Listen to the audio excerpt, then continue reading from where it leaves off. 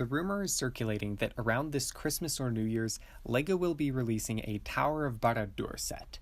Everyone seems really excited, but is this really something to rejoice over? I think it actually isn't, and I'll explain why. First, Barad-Dûr is just not iconic enough to justify at this size. With 4,000 pieces, it's probably going to sell for $450, and that's a lot to ask for a big black tower. I've been rewatching the Lord of the Rings movies, and Barad-Dûr gets something like 10 minutes of time on screen. It's certainly important, but not enough to justify a LEGO set at this price.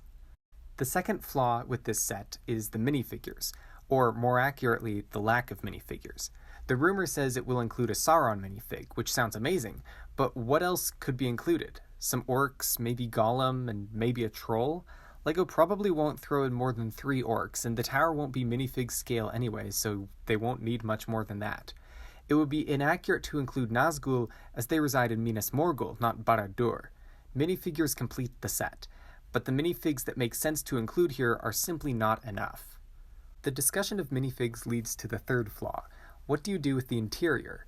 In the movies, we only get one glimpse inside the Dark Tower, when Gollum is being tortured.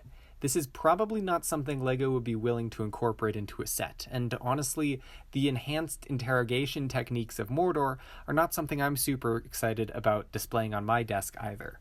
Maybe they could include some sort of shrine for the Palantir, and of course an orc armory and dungeon, but there's no throne room, no library, nothing like the incredible interiors of the 2012 Tower of Orthanc set. Lastly, we should look at this set in comparison to what it could have been instead. If they made an Isengard set of similar size and scale, I guarantee it would sell better.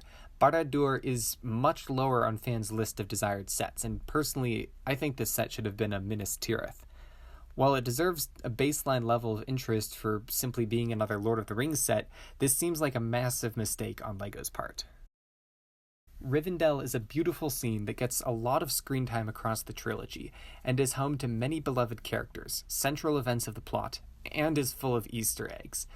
The set includes every main character in the first book, and the build is so multifaceted. It's truly a complete set.